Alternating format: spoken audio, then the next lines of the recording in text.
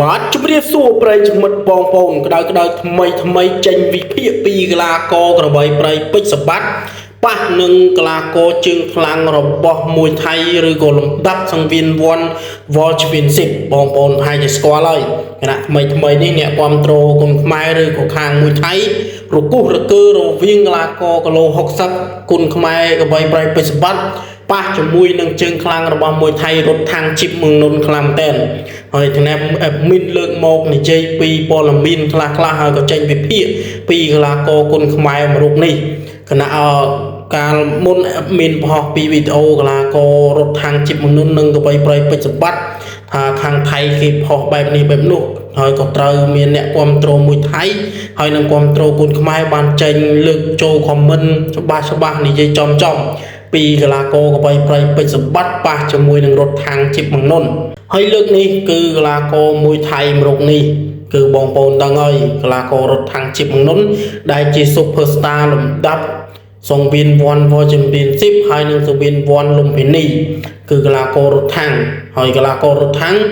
គឺគាត់ដល់ប៉ះស្តែលំដាប់គីឡូជើងខ្លាំងបរទេសហើយលុតលំដាប់ថៃគ្នាឯងក៏ច្រើនហើយក៏ធ្លាប់ប៉ះជាមួយនឹងជើងខ្លាំងគុនខ្មែររូបដែរគឺកីឡាករសុទ្ធីកាប៉ុន្តែការនោះគឺឈ្នះកីឡាករសុទ្ធីដោយកីឡាករសុទ្ធីបោះបង់ការប្រកួតដោយសារតែកីឡាកររត់ທາງគាត់ទាត់ជើងហើយត្រូវកណ្ដាប់ជើងរន្ទះរបស់កីឡាកររត់ທາງជីបមឹងនុនកីឡាករសុទ្ធីបោះបង់ការប្រកួត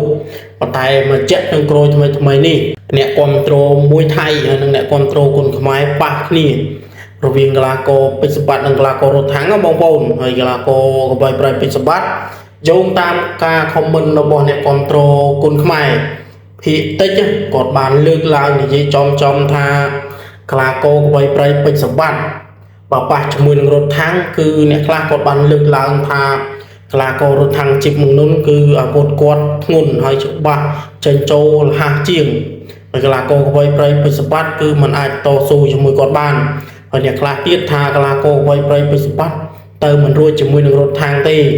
ប៉ុន្តែនៅក្នុងនោះក៏មានអ្នកគ្រប់គ្រងខ្លះបានលើកឡើងថាកីឡាកររត់ທາງជីបមឹងនុនប្រកួតបច្ចុប្បន្នគីឡូ67ខុសគីឡូពេជ្រសម្បត្តិប្រកួតគីឡូ61មកគីឡូ60ប៉ុន្តែកីឡាកររត់ທາងជីបមឹងនុនបើប៉ះជាមួយនឹងក្របីប្រៃពេជ្រសម្បត្តិបើប៉ះសម្រាប់ admin គឺ50គ្រាន់តែភាគរយការប្រកួតនៅប្រទេសកម្ពុជាយើងគឺវាអត់មានសង្ឃឹមទេតែបើក្របីប្រៃពេជ្រសម្បត្តិចេញទៅប្រកួតនៅប្រទេសថៃហើយប្រកួតនៅសង្វៀនវ័នគឺភាគរយគឺឈ្នះហើយមួយរយៈមុននេះដូចជាខាងមួយថៃគេបានលើកឡើងច្បាស់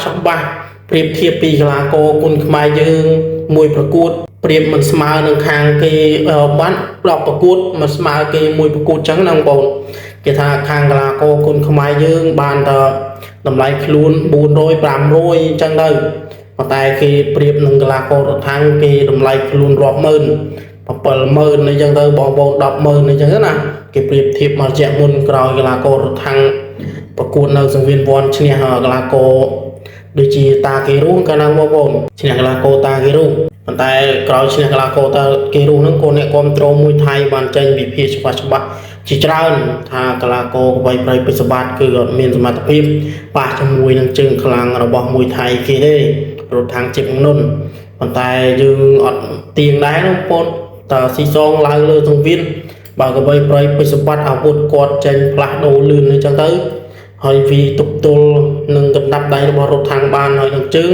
អាចនឹងភាគរយឈ្នះបានបងប្អូនរវាងកីឡាកររត់ທາងនិងកីឡាករក្របីប្រៃពេជ្រសម្បត្តិបងប្អូនហើយถ้าមានតព័ត៌មានប្រទេសចែកជូនបងប្អូនកុំភ្លេចចុច Subscribe អ្នកមួយផងស្អាតដឹងដើម្បីយល់ព័ត៌មានថ្មីពី Channel គុនខ្មែរ TV ចែកជូនបងប្អូនទស្សនាជារៀងរាល់ថ្ងៃ